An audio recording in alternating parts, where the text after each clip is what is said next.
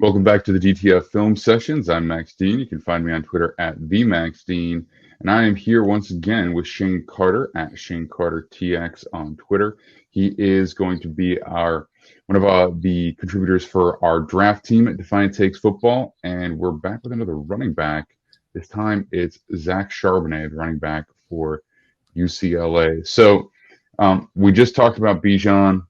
Charbonnet, pretty distinctly different category. I wanted to talk about him because some he's in top 50s for some pretty important draft analysts. I believe Daniel Jeremiah as well. I wanted to include him there. I didn't necessarily see that, but I'm curious to see what you think about him too before I color the energy of the room too much. So first of all, how you doing today, man? I'm doing good, thank you.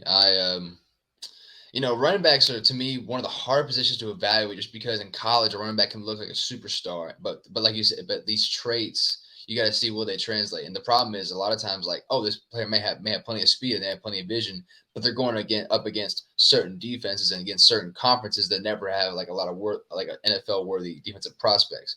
And then when they hit the Mm-hmm. NFL, it's a culture shock. Charbonnet, I think we'll see, has some stuff that I think can translate well to the next level. Maybe not as well as the first guy that we talked about, but he definitely has some stuff that you can build on. Mm-hmm. Yeah, and I'm not trying to knock him too heavily, but I have a hard time putting him in the top 50 because it's like I just feel like guys like Charbonnet are available Mm-hmm. throughout the draft. I think if you spend a top 50 pick on Zach Charbonnet, you could probably find guys, especially this year in the fifth or sixth round, who could probably do as well for you in the NFL. And I'm not trying to knock him. I'm not trying to bash him or anything. I just don't see special traits. You know what I mean? I didn't see any one thing that he was dominant at. And,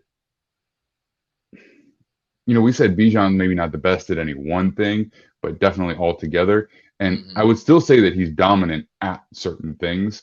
Right. I think, Charbonnet is a fairly well rounded player, but I just don't see anything that he was dominant with.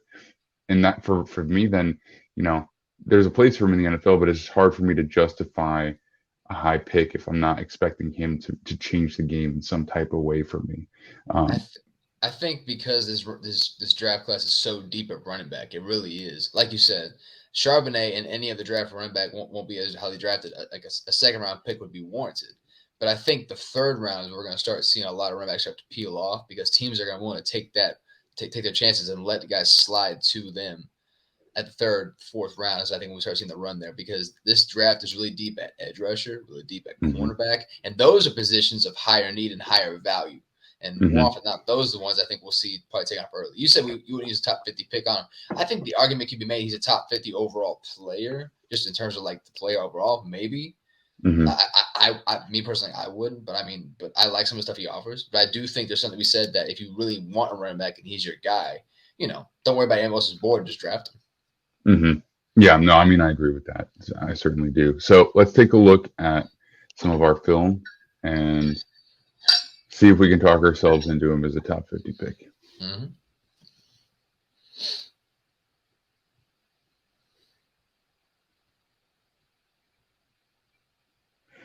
So here, I mean, patient, good turn north and south. That's a stiff arm on a defensive tackle right there. So Mm-hmm. definitely some strength.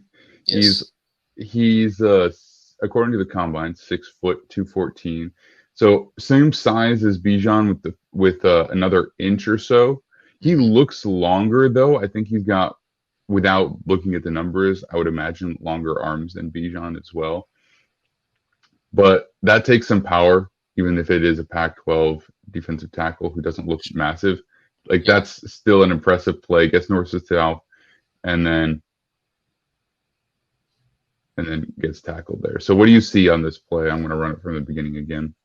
Yeah, well, like I said, you got to take it with a grain of salt who they go against. USC was ranked 80th against the run last year in college football, so that's about halfway through it. But with Charbonnet, while Bijan I think has more power in his legs, to me Charbonnet has more power in his upper body, and we saw that. Hmm. I think he has the much more like the bigger build up top. Mm-hmm. And he didn't have the same kind of, he didn't have this, like the ideal vision, but he has plenty of patience. He follows his blocks, let the hole open up, and he uses his power to get through his one obstacle. And I think we saw a lot of that in those films, that like he is much more of a guy that says, okay, my offensive line's going this way, I'm going to follow them. And then once Mm-hmm. the holes open up, that's when I'm going to take it. Other runners might say, I'm going to find my own hole. He says, I'm going to trust my guys. And that trust by Mm-hmm. an offensive line, especially in a heavy zone scheme, because we saw a lot of zone runs from UCLA. Like that's the trust that needs to develop. Right. And again, I don't see anything here that is anything that I would knock, but I don't also see anything super elite, right? I know Sure. this what that defensive tackle, right? How much could he pop? Or He's maybe way too upright. he's way too upright, but also is that maybe he's an edge defender? Because where does he come from? 49, yeah, he's an edge defender. Okay, so still, it's still impressive. But I was like, he looks a little too lean to be a defensive tackle. But yeah, way too upright, almost like I'm not sure what the technique that is, but still. You know what it is? He's like saying, I grab his face mask. He probably did grab his face mask. He's trying to hide it. And so instead of finishing Yeah, the play, he yeah. just takes away and says, look at the end. Oh, He said, I wasn't didn't me. touch it. Wasn't me. Yep. And instead, Charbonnet gets an extra, looks like 10 yards after contact. Yeah. And a lot of his runs were after contact because he's such a hard guy to bring down. He has a big upper body, a lot of strength up top. So it was harder to find plays where it's like check that off, check that off, check that off than it was for Bijan, but you still kind of can. And I think probably directly due to check off on, tick marks on checklists is one of the reasons he's a top 50 guy, because you do see most of the things you want out of a running back from him. Again, for me, it's just, I think for a running back, elite traits or skill in some area, dominant traits or skill in some area is more important than completeness for me. And sure, both are great, but it's like I think you need some way that you consistently win and change the game as a running back. So you think he's a good player? He's worth a draft pick. He'll do a lot of things right at the next level. He just shouldn't be like a top 50, maybe even top 100 pick, just because he does things so not average. I don't think he's an average player. I think he's a good player. Just I don't know if I would necessarily use. I wouldn't use second round pick on him. I would use maybe a third. Yeah, I top 100. I mean, I'm going to be honest with you. It's not like I've watched 100 guys in this class, so there's no way that I could actually say that. But I know that I have what I've watched. I don't know, maybe somewhere between 30 and 40 guys right now, and I can say pretty confidently that like 50 no. But also, I'm not going to be like 100 no, because it's just that wouldn't be really honest. But yeah, I think he's going to be a good player. It's just like I think he's definitely worthy of a draft pick, and he can be like a starting player for you, I would imagine. But it's just I don't see anything dominant, right? Like in college, this is fine, right? But so let's see. He's coming out of the backfield here to the left side, and I don't think that route is going to win you anything against a nickel at the NFL level, right? It's like it's just kind of like NFL nickels will break on that ball immediately. And so it's like he comes out, he's throws a stutter, but it's not really super clean. He doesn't really create any separation. On the plus side, I really like that he's so casual and comfortable catching the ball in traffic. Like that's nice, but it's like I don't think he necessarily has a chance to do that at the NFL level. So it's like on one level it's a check mark in that he's a viable receiver, but at the same time it's like in space, I didn't really see him winning on routes. I saw him, as an outlet guy in the flats a lot, but I didn't really see them making an effort to use him. And again, now if you do have a small nickel, this can happen, and he can just like carry him for like a few yards because of the strength. But and you can see the catch a little bit better here. Like arms relatively extended, but still close to the body because it is in traffic. But that's very comfortable. Like it doesn't look like effort. You know what I mean? I think you can rely on something like that consistently. Mm-hmm. But I actually thought receiving ability for him was a bit of a plus, just because like you said, his arms don't go fully extended, but he never really seems to drop the pass either. mm-hmm. And if you have a reliable receiver out of the backfield and running backs, because nowadays more teams are asking the running backs to do that, whether it's a wheel route or a dig or whatever it is, they're asking running backs to basically be much more refined route runners. And even though I don't think he's as refined a route runner, because on the last play he definitely took way too many steps before he cut inside across the middle. The fact that he has those reliable hands can serve him well in some schemes. Yeah, and again, it's like I think if you are able to consistently contribute as a pass catcher, even if you catch, let's say if you catch 30 passes in a season and the majority of them are around the line of scrimmage, if you can be an outlet option, like if you can be that guy who reliably catches the ball, turns up field for 5 yards, maybe even breaks a tackle on a corner, like that has a fair amount of value. But I also don't think you can, scheme an offense around that really. Like it doesn't change the game. And it's like that is becoming more of a requirement than a special asset. You know what I mean? Yeah. All right, let's see what we've got here. That was a good balance right there, because I thought he waited a little bit too long before he cut to the outside. I remember this play. I think right there he waits a little bit too long, but as soon as 91 right there, the nose tackle was about to take him out. He like I said, he didn't have the best vision, but he has good patience, and he actually has really good balance right there to keep himself upright long enough to get yards after that. And to me he ain't the best display of balance at the running back position that I've seen in this year's class. But because for someone so top heavy, because I think most of his strength comes from the top of his body, that shows a good amount of poise. He uses that stiff arm to keep himself upright off. He actually uses the defensive tackle as like sort of like a placeholder, tries to keep himself upright for a little bit longer before his legs can collect underneath him. That's actually like a pretty smart on the fly kind of thing. But that's one of those times where like a vision really is key, because in the NFL, defensive tackles ain't getting that tackle broke. Yeah, for sure. I think he presses the line a little too much, right? Like, for one, he should already see him coming across there. And you also know you don't have a lot of space, because I think that's 53. 53 is kind of inside in that gap that you want. Right. So this is a little bit late for the cut, but good balance. He's able to pull his leg out of the ankle tackle. But then again, I think another example of the balance through contact and strength is here. He gets contact around that looks like the 52 or 50, 52, 53. And he's able to run with a linebacker on him for 5 full yards. And he's got the hand of number 31 there. Yeah, well, 31 just making things harder for his teammate. No, for real. But a lot of times tackles get broken because two players are like tackling each other rather than bringing the guy down. And Charbonnet right there, like he's a powerful guy. He's pushing himself forward with that extra effort. And then, and like you said, I think if 53 is there on the solo, it probably gets brought in a little bit sooner. But maybe.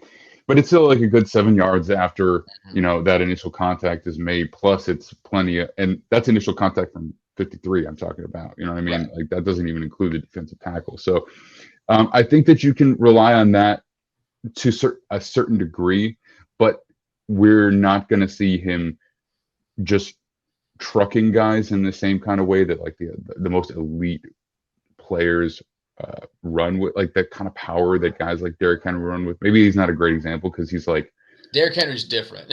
He's different, but at the same time, it's also like if that is what you like, one of the best parts of your game, and you're not as dominant as the other guys who that is their key attribute too, then that's why I'm leaning away from spending a high pick on him. All right, I can't remember for 1 or 2 more plays, but.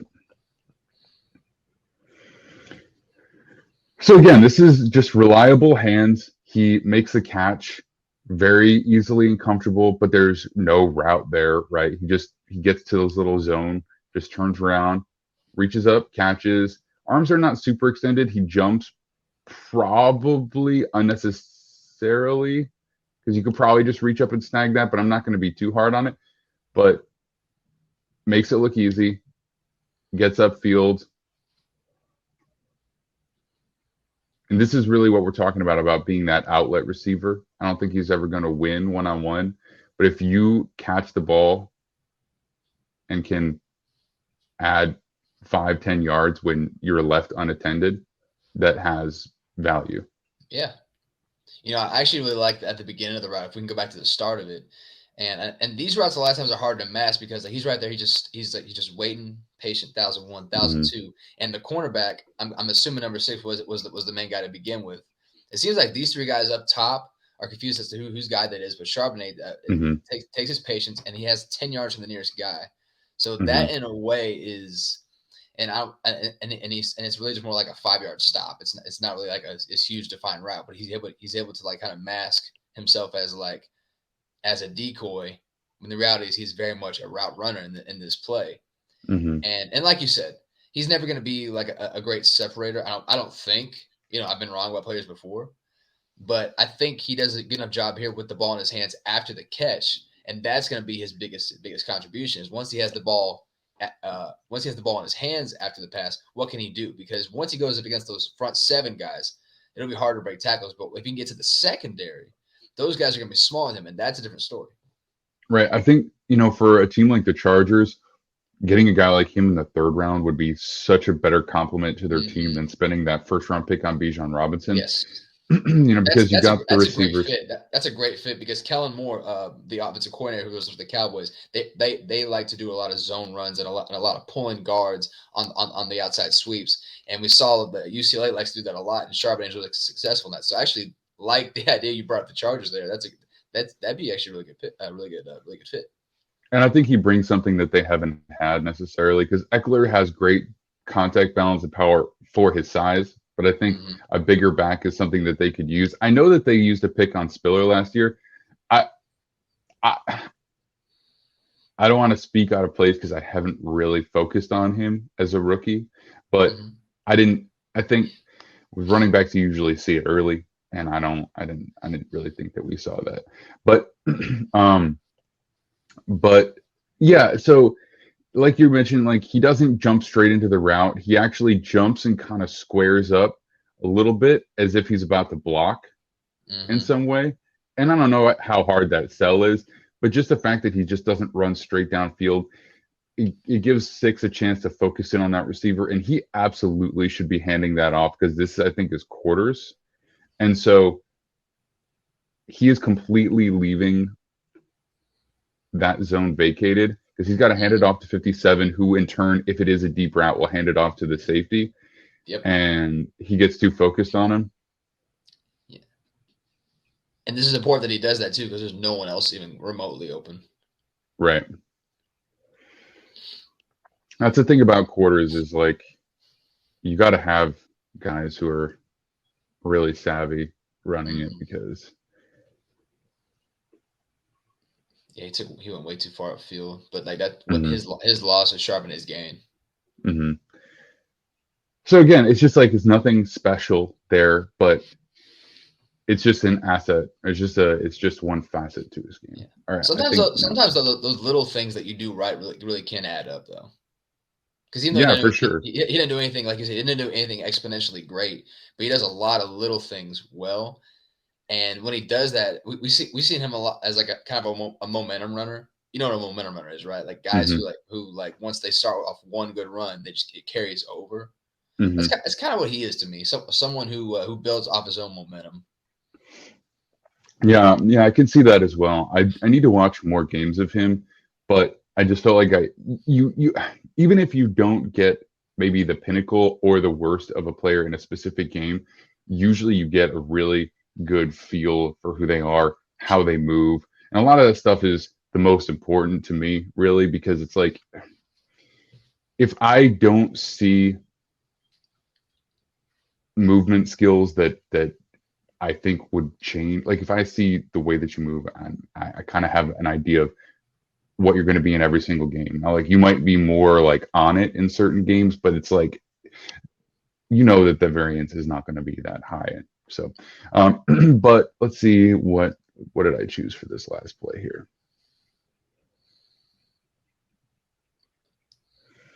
So here's some of the elusiveness. Yeah. Yeah. That was one of those times, like I said, he didn't have like the best field vision there, but he shows off the shit that you call it, the looseness, shiftiness. And DTR, the quarterback, threw a little block there. You see that? You don't really see that all that often. Mm-hmm. But like that time, the hole was supposed to go. It looks like it was supposed to go inside. He's supposed to follow his blockers to the left, and ain't happening. So instead, he waits, cuts right, and that shows off a little bit of his elusiveness because he's not the most elusive back in this draft. In fact, I don't think he's the top 5 elusive back. There's way more elusive guys than he is. He's much more of a downhill runner who can do things with his blocks. But that's actually a positive sign that he at least has the ability to do that if need be. Mm-hmm.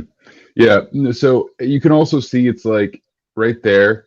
Mm-hmm. He makes that cut, kind of stumbles a little bit, like he's trying to.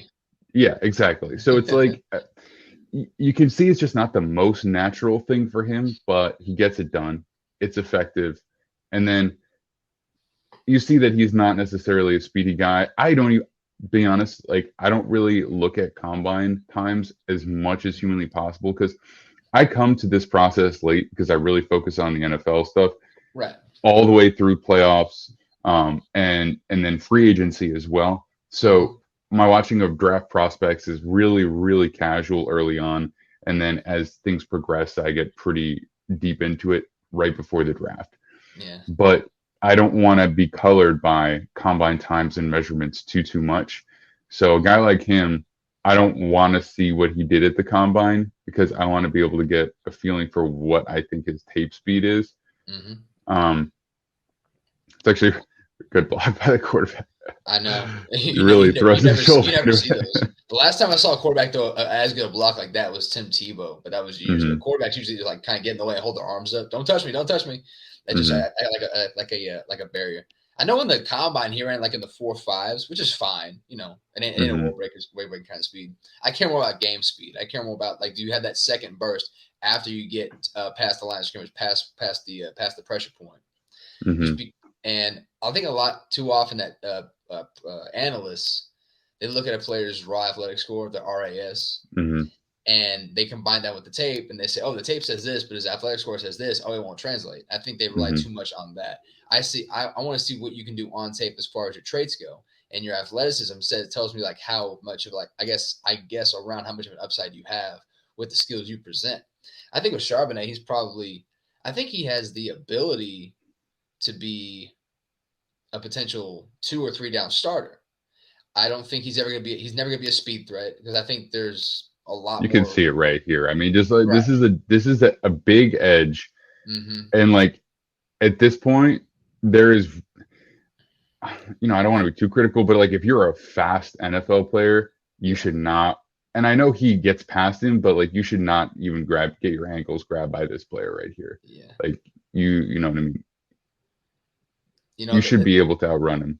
Yeah, the edge rusher got to get him at speed to him. It's number 49. He's gotten his butt kicked a few times on these cliffs, but there's something to be said about a player who's able to chase down a running back like that. But I think Charbonnet, we and I talked about it. He's not the most elusive running back in this class. I think there's at least 7 running backs who I would consider more elusive just on a base level scale. But I think. I think if you want a running back who does a lot of the dirty work, a lot of the small things right, he catches the ball. He's a powerful runner, and he follows his blocks. Because sometimes having good vision can get you in trouble because you think a hole's there when it's not. If you trust your line like that, that can help out as well. So I don't think there's necessarily anything. There's not necessarily anything that would like take me away from drafting him. I don't necessarily like. He didn't really have a great burst. He has good burst after first contact. It's once he gets to that second level, he starts to slow down a little bit. I also don't think he's like the best pass blocker. I've seen a couple times like he'll pick up a block and he'll get shoved, or every now and then he's able to wrap up. But like he's not the best pass blocker. But I mean nowadays NFL teams want their running backs to be receivers. So how much is he going to ask to do that anyway? Yeah, it's something that could be better. A lot of plays like he squares up, but then it's like it just he never really has the opportunity to really get his nose in there just for whatever reason. And so I just didn't find anything that was either like a real highlight or a real low light for that. So I didn't include it here. But again, 99% of the time, if he was in on pass play, he's just running to the flat. Like he's just running to the flat and just waiting to see if the ball comes his way. And so I've picked a few of the plays where the receiving was a little bit more of an important element, where he's actually catching the ball downfield a little bit. But I think, he's a good player whose position has been devalued a little bit, where it's like, I really do think that for some of the classically trained scouts, it's like they go down a checklist. And so it's like, does he do this? Yes. Does he do this? Yes. Does he do this? Yes. And then what'll happen is that'll give him a grade that puts him in the top 50. But I think in terms of like where you want to invest a draft pick, the top 50 picks is probably not good value. I think that's really the way that I'd present this player, because there's nothing wrong with him. There's just something great about him. But all right. Go ahead. I would say, to me, Charbonnet to me is more of a prototype for the old school tradition of running the football, but has traits that can translate to him in the NFL. In that, I don't see him as a pure all-pro type running back, but I do see him as a worthwhile player. Because I think if he had played in the 2000s, the 90s, the 80s, you could definitely see like, oh, he plays that kind of power. He follows the offensive line, because those running schemes were very simplistic by today's standards. And his size, just under 220 pounds, 6 foot, that power kind of mentality could go a long way in those days. But in today's NFL, you need to be able to do more. And I think he does things. I think he does a lot of things well, but like you said, nothing great. I would have loved to see him play against more SEC competition, just because that's going to give you an idea of how much power you have versus players who are more likely to have NFL strength and size. But I think you can take this and translate it pretty effectively. I mean, we saw him again. Now he might not be doing it against D tackles or ends in the NFL, but like we saw enough strength that we can say that he's probably going to continue to get a lot of yards after contact. But he won't break the game open either, and I think that's important. I think when you look at players like, a Travis Etienne or a Breece Hall or a Bijan Robinson, I think to really warrant high picks, you need to be able to hit home runs in some area, and I don't see him ever really doing that either. I mean, we'll see, but he's just going to be a good fit for a team who needs a runner but has like a pass-centric offense with some good zone blocking schemes. So I think the Chargers make a lot of sense. I think even the Cowboys make sense, honestly, because if Pollard is going to be a guy for them that's going to get a lot of touches, he's your explosive weapon. You do kind of need a guy who's a little bit more on the physical side, right? Who's going to be doing some of that short yardage stuff. So I don't think even they would be a bad move. Probably more team friendly than a pick like Bijan as well, as hypothetically fun as it would be. But all right, that's going to do it for Zach Charbonnet today. See if we can get you back on before the draft. We've only got about a week left. It's coming right up on us to do these. So the draft is going to be in just under 2 weeks, but in terms of the amount of time that we have to record these, is about a week. So by the time you all see this, not sure when it'll come out, but in the next few days. I'm Max Dean. You can find me on Twitter at TheMaxDean. You can find Shane at ShaneCarterTX. You can find his written work at DefiantTakesFootball.com. We are live here at Defiant Takes Football on the YouTube channel every Monday and Thursday, which is also released as a podcast in the feed. And you can find all of our breakdowns